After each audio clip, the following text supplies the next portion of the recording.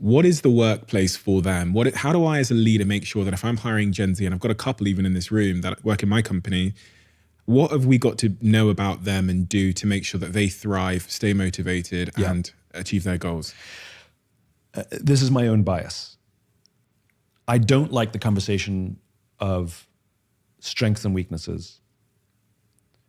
It's the famous question, in an interview, what's your biggest weakness? Well, I'm a perfectionist, I don't like the conversations of strengths and weaknesses because strengths often have liability. I'm really confident. Okay, in the wrong context, you're arrogant, right? But weaknesses also have silver linings. So for me, I'm chronically disorganized. I'm terrible, right?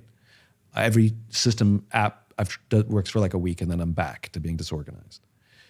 Is that a good thing or a bad thing? Now, for years, I used to beat myself up for it and say it's a bad thing. It's a terrible weakness. But the reality is it's context. So I was as a young entrepreneur, I was at this networking event and I met this guy who was like really impressed with what I had to say with my pitch. And he's like, Simon, we have to do work together. Here's my business card. Call me. Let's do this.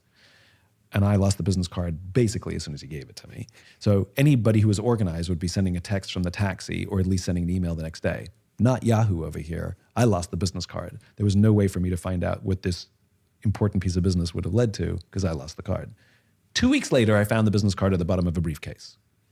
So I emailed him and said, hey, do you remember we met 2 weeks ago?